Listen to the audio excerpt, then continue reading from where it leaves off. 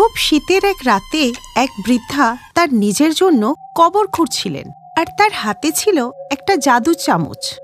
2 মিনিটের মধ্যে আমি এই দুনিয়া ছেড়ে চলে যাব, তাই মরে যাওয়ার আগে আমি নিজেই কবর খুঁড়ে শুয়ে পড়ব। লোকেরা বলে যে মানুষ তার নিজের সাথে কিছুই নিয়ে যেতে পারে না, কিন্তু আমি এই জাদু চামচ সঙ্গে করে নিয়ে যাব। আর কেউই আমার মতো ফুচকার মোমো কোনোদিনই বানাতে পারবে না। এই স্বাদ আমার সাথেই চলে যাবে। এই বলেই ওই বৃদ্ধা জাদু চামচটা নিয়ে কবরে শুয়ে পড়ল আর ওপর থেকে মাটি দিয়ে দিল। আর দেখতে দেখতেই বৃষ্টির সাথে খুব জোরে বিদ্যুৎ চমকাতে লাগলো, আর এরপরেই ওনার আত্মা শরীর থেকে বেরিয়ে গেল। Goodbye পৃথিবীবাসী।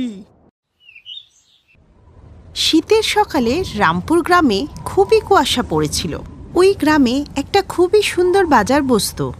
ওই বাজারেই নন্দিতা নামে একটি গরিব মেয়ে ছেঁড়া জামাকাপড় পরে কাঁদছিল।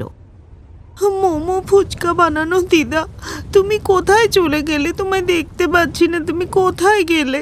তখনই ওখান থেকে যাওয়া একজন লোক বলল, মনে হচ্ছে মোমো ফুচকালি মাসি আর বেঁচে নেই। আমরাও সকাল থেকে ওনার অপেক্ষা করছি, দেখতে পাচ্ছি না। এই বলে ওই লোকটি ওখান থেকে চলে গেল। আর এই কথা শুনে নন্দিতা আরো কাঁদতে লাগলো। দিদা, তুমি আমাকে ছেড়ে কোথায় চলে গেলে?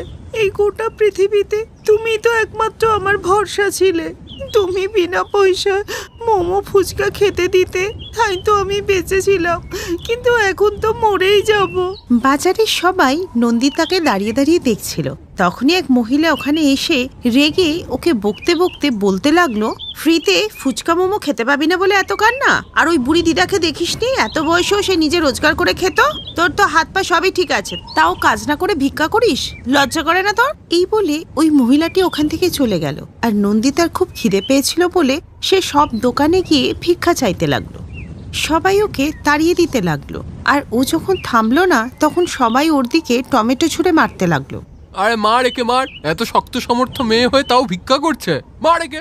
আমাকে কেউ তোমরা মেরো না, আমি অনাথ। আমাকে কেউ কাজে না রাখলে আমি কি করব? মেরো না আমায়।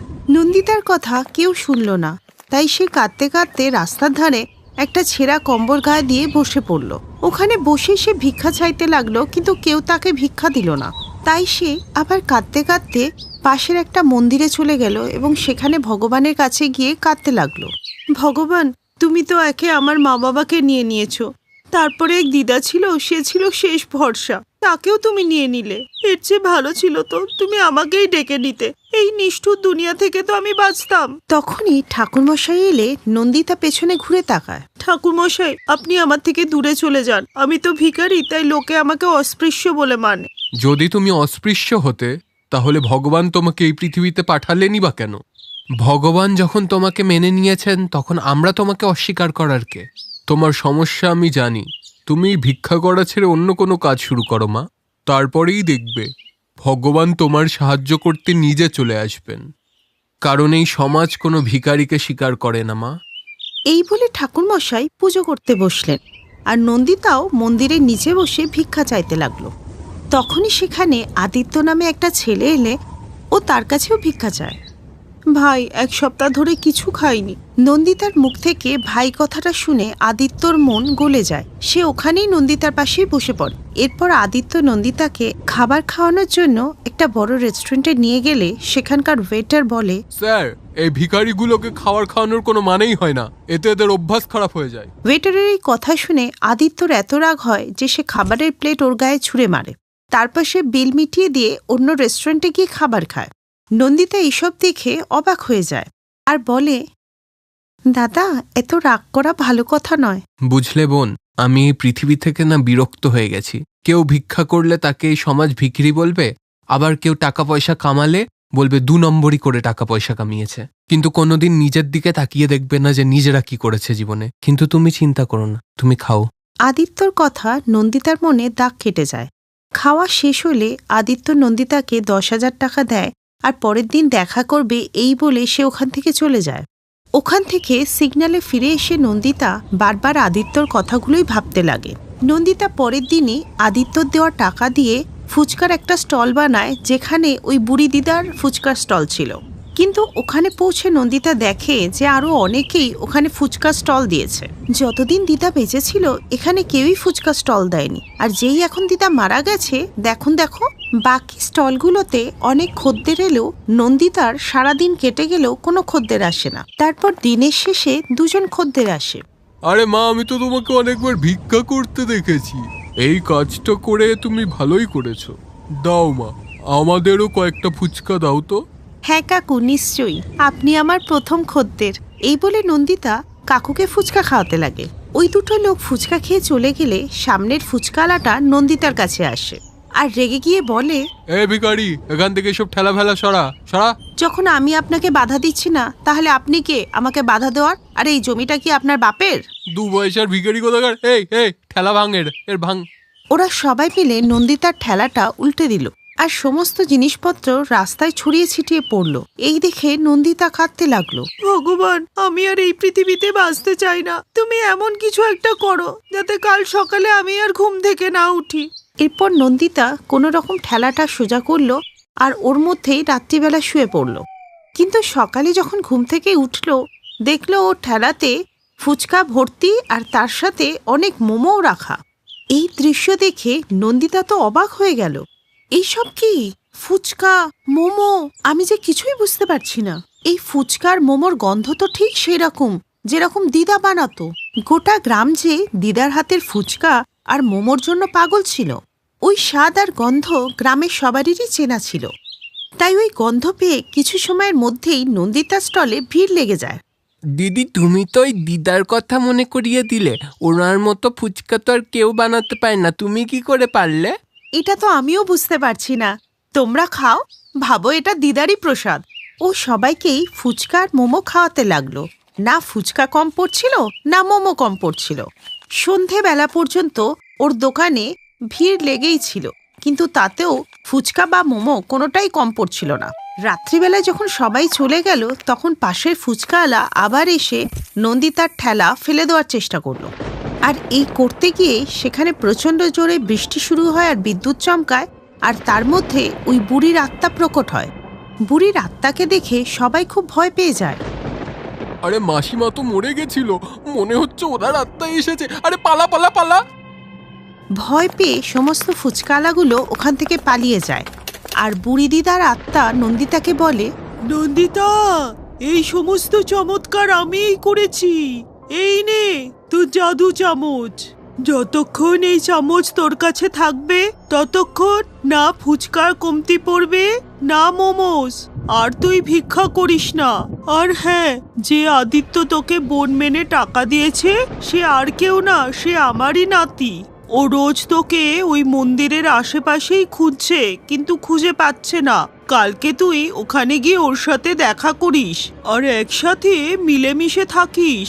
নন্দিতাকে রূপোর জাদু চামচ দিয়ে বৃদ্ধার আত্মা ওখান থেকে চলে যায়। নন্দিতা খুব খুশি হয় আর সে পরের দিন মন্দিরের কাছে গিয়ে আদিত্যর সাথে দেখা করে ওকে সব কথা বলে। তোমার উন্নতি দেখে আমি খুব খুশি বোন। তুমি মোমো ফুচকা বিক্রি করে যাও। আর বোন, আজ থেকে তুমি আমার বাড়িতেই থাকবে, রাস্তায় নয়। এরপর নন্দিতা তার ভাই আদিত্যর সাথে ভাইয়ের বাড়িতেই থাকতে লাগে। আর কিছুদিনের মধ্যেই নন্দিতা তার নিজের জন্য একটা বড় বাড়ি বানিয়ে ফেললো। আর ওই মার্কেটে এখন আর অন্য কোনো ফুচকাওয়ালা ছিল না। আর নন্দিতা খুব খুশি ছিল।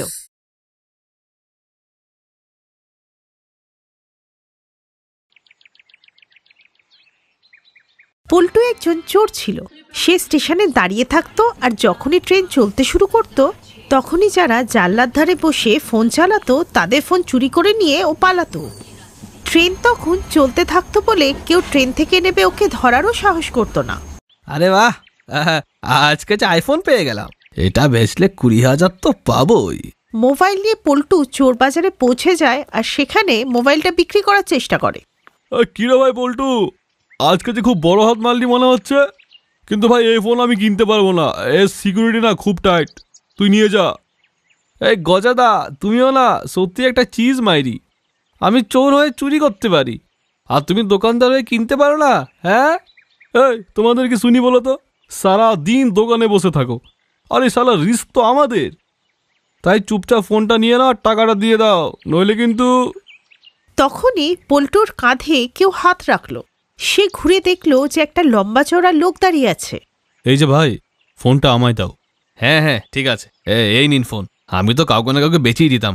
দিন 5,000 টাকা দিন। হ্যাঁ হ্যাঁ, তুমি হাতটা বাড়াও, আমি দিচ্ছি। পল্টু কিছুই বুঝতে পারল না। যখনই সে নিজের হাত বাড়ালো, ওই ভদ্রলোক ওর হাতে হাত করা পুড়িয়ে দিল। এর মধ্যেই অনেক পুলিশের গাড়ি ওখানে চলে আসে।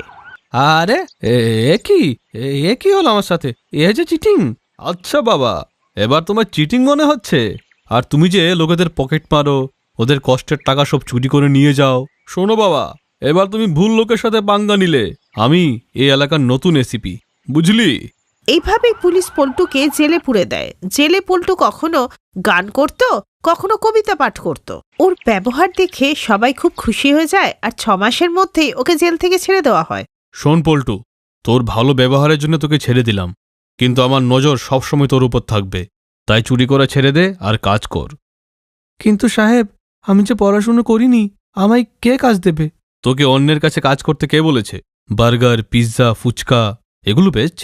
যাই হোক, পল্টু জেল থেকে ছাড়া পেয়ে তার কুড়ে ঘরে এসে ভাবতে লাগলো, এসিপি স্যার ঠিকই বললেন, কতদিন বাড়ি চুরি টুরি করব, আর চুরি করলেই তো ধরা পড়ি। তাই ভাবছি এবার থেকে স্টেশনেই কিছু একটা করতে হবে, কারণ ওটাই আমার জায়গা। তাই এখন থেকে ভাবছি স্টেশনেই চা বা ফুচকা বিক্রি করতে হবে। চা তো অনেকেই বিক্রি করে, আমি ফুচকাটাই বেচব। এর পরের দিনই পল্টু মাথায় করে ফুচকা নিয়ে স্টেশনে চলে গেল বিক্রি করতে। এরপর ট্রেন এলেই পল্টু ফুচকার ঝুড়ি নিয়ে ট্রেনের ভিতরে উঠে পড়ল। এই ফুচকা লালো, ফুচকা দেখলে আবার ফুচকার জল বেরিয়ে আসবে আপনার মুখের জল, গ্যারান্টি দিচ্ছি 100%। আরে ও ভাইয়া, ফুচকা কত করে? 4টে 10 টাকা। তা তোমার ফুচকার মোটরগুলো কি সোনা দিয়ে বানানো? আরে ও টুপি কাকু, আপনার মাথায় টুপি মগজেও কি টুপি নাকি? সোনার মোটর দিলে আমি 10 টাকা করে বেচতাম, 10 লাখ করে বেচতাম। খেতে হলে খান, নইলে মাথায় টুপি দিয়ে বসে থাকুন। আর না না, থাক থাক, আমি খাবো না। কিন্তু ফুচকা তো মেয়েদের আর মহিলাদের খুবই প্রিয়। আরে আপনি যে এত বলছেন, ট্রেনের মধ্যে কি ফুচকা পাওয়া যায়? দাদা যে বিক্রি করছেন এটাই অনেক। দিন দিন দাদা, আমাদের দিন তো। সারাদিন ফুচকা বিক্রি করে ও 300-400 টাকা রোজগার করে নিয়েছিল। আর বাড়ি ফিরে সে একে তো ক্লান্ত ছিল, তার উপর খুশিও ছিল না। দেখ, ভেবেছিলাম চুরি না করে ফুচকা বেচলে লাভ বেশি হবে, কিন্তু এখন তো দেখছি 1 প্লেট বেচলে মাত্র 3 টাকা পাই। এর থেকে আমার চুরিই ভালো ছিল, এক হাত মারলেই 3-4 হাজার পকেটে।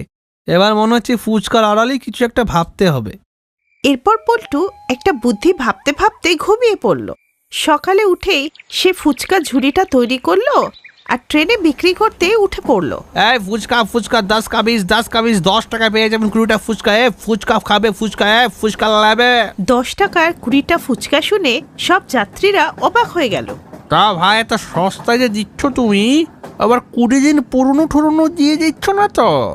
ওই ভদ্রলোকের কথা শুনে পল্টুর খুব রাগ হলো, আর পল্টু বলল, মাইরি তোমাদের না, সব জায়গায় শুধু সমস্যা আর সমস্যা।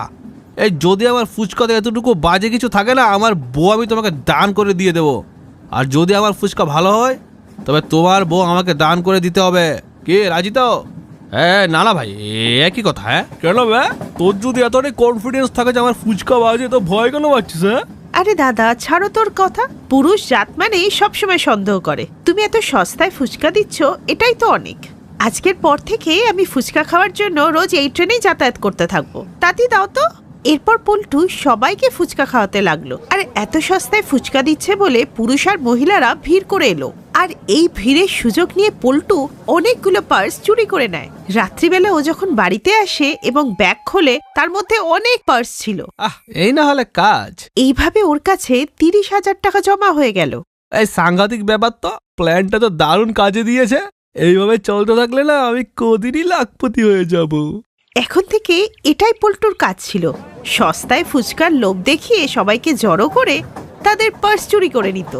এইভাবেই অনেক মাস কেটে গেল। একদিন রাত্রিবেলায় পল্টু যখন পার্স গুনছিল, তখন সে একটা খুব সুন্দর পার্স দেখতে পায়, যেটা শক্তপোক্তও ছিল। আরে বাহ, দারুণ শক্তপোক্ত পার্স তো, এটা আমিই রাখবো। পরের দিন সে আবার মাথায় ফুচকার ঝুড়ি নিয়ে ট্রেনে উঠে ফুচকা খাওয়াতে থাকে। আর অন্যদিকে এক ভদ্রলোক আরপিএফ এর কাছে গিয়ে কমপ্লেন জানালো। সাহেব, মনে হচ্ছে স্টেশনে কোনো পার্স চুরি করার গ্যাং এসেছে। কিন্তু এমনটা হলে তো আমরা জানতে পারতাম, কারণ গোটা স্টেশনটাই সিসিটিভিতে ঘেরা, তাই চোরেরা এলে নিশ্চয়ই ধরা পড়তো। আসলে আমার দামি পার্সটা চুরি হয়ে গেছে, তাই ভাবলাম হয়তোবা এখানেই হয়েছে। তখনই সেখানে পল্টু এসে গিয়ে ফুচকা বিক্রির জন্য হাঁকতে থাকে। এই তাড়াতাড়ি আসো, সবাই আসে লুটে নাও, 10 টাকায় 20টা ফুচকা, 10 টাকায় 20টা। তখনই আরপিএফ অফিসারের নজর ওর উপর যায়। অনেক মাস ধরেই দেখছি আমি, ওই ফুচকার ছেলেটা এলেই না ওর আশেপাশে পুরো ভিড় জমে যায়। হ্যাঁ সাহেব, ও দারুণ বানাই, আপনি একবার খেয়ে দেখুন না। এরপর ওরা দুজনে গিয়ে পল্টুর কাছ থেকে ফুচকা খেলো, যেটা ওদের খুবই ভালো লাগলো। এই নে পল্টু, টাকাটা কেটে নে। স্যার 500 টাকার নোট, খুচরো নেই? আরে খুচরো থাকলে কি আর তোকে 500 টাকা দিতাম? ঠিক আছে স্যার, দিচ্ছি। এরপর পল্টু টাকা ভাঙিয়ে দেওয়ার জন্য তার পার্সটা বার করলো, যেটাতে ক্রোকোডাইলের ছবি ছিল, যেটি ভদ্রলোক দেখে ফেলে। এ ভাই, বলছিলাম এই ব্যাগটা কার? এটা আমার ব্যাগ, আর কার হবে? স্যার, এই আমার ব্যাগ, এই আমার সেই চুরি হওয়া ব্যাগ। আমি নিজে কুমিরের চামড়া দিয়ে ব্যাগ বানিয়েছি। এই মনে হচ্ছে সেই চোর। ও, তবে তুই ফুচকা বিক্রির বাহানায় চুরি করিস? চল আমার সাথে। এরপর আরপিএফ পল্টুকে থানায় নিয়ে গেলে থানায় ওই এসিপিটাই ছিল। স্যার, এই সে পকেটমার যে সবার পকেট মারছে। পল্টু, তোকে আমি এত করে বোঝালাম, তাও তুই শুধরালি না। আগের বার তো 6 মাসে ছেড়ে দিয়েছিলাম, কিন্তু এবার আর রেহাই নেই। আর এইভাবেই পল্টু চোর ধরা পড়ে আর তার 20 বছরের জেল হয়। এই জন্যই আমাদের কখনো ভুল রাস্তায় যেতে নেই, কেননা কোনো না কোনো সময় ধরা পড়তেই হবে। Best buddies. হ্যালো ফ্রেন্ডস, এই ভিডিওটা দেখার জন্য ধন্যবাদ। যদি এই ভিডিওটা তোমাদের ভালো লেগে থাকে তাহলে প্লিজ লাইক, সাবস্ক্রাইব আর কমেন্ট অবশ্যই করবে এই ভিডিওতে। আর হ্যাঁ, শেয়ার করতে ভুলো না কিন্তু। আরো অনেক মজাদার ভিডিও দেখার জন্য নিচে দেওয়া এই বেল আইকনটাকে প্রেস করো। দেখতে থাকো বেস্ট বাডিজ।